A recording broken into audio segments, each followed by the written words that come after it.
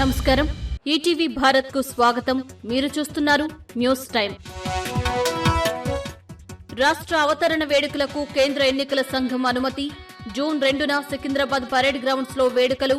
Gun park లో అమరవీరులకు నివాళి అర్పించనున్న సీఎం రేవంత్ రెడ్డి.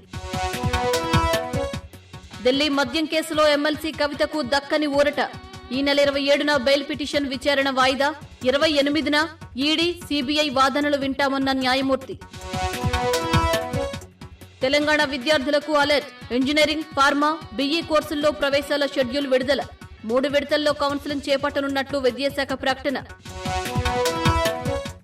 బీఆర్ఎస్ మాజీ ఎమ్మెల్యే జీవన్ రెడ్డిపై కేసు నమోదు. భూ కబ్జా చేశారంటూ ఫిర్యాదు చేసిన సామ దామోదర్ రెడ్డి, జీవన్ రెడ్డితో పాటు భార్య రజిత, తల్లి రాజుభాయ్పై చేవెళ్ల పీఎస్లో కేసు నమోదు.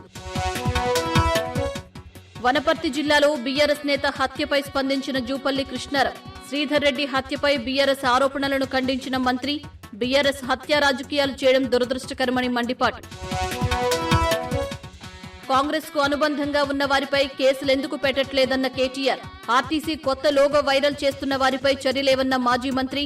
ఎక్స్ వేదికగా డీజీపీ, ఆర్టీసీ ఎండీని ప్రశ్నించిన బీఆర్ఎస్ ఎమ్మెల్యే. భద్రాచలంలో పారామెడికల్ విద్యార్థిని మృతి. కళాశాల వద్ద విద్యార్థులు, బంధువుల నిరసన. ఎమ్మెల్యే తెల్లం వెంకట్రావుకు వ్యతిరేకంగా నినాదాలు. టిమ్స్ ఆసుపత్రులపై కోమటిరెడ్డి విషం చిమ్ముతున్నారన్న హరీష్ రావు. జనాభాకు అనుగుణంగా వైద్య సదుపాయాలు పెంచాలని సూచన. ఆసుపత్రుల నిర్మాణాలు, పర్యవేక్షణను వదిలేసి ఆరోపణలు చేస్తున్నారని ధ్వజం. నకిలీ విత్తనాలను మార్కెట్లో ముంచెత్తుతున్న కేటుగాళ్లు. ఆదిలాబాద్, జడ్చర్లలో భారీగా పట్టివేత. రైతన్నలు అప్రమత్తంగా ఉండాలని అధికారుల సూచన. ఇవి ఇప్పటివరకున్న ప్రధానాంశాలు.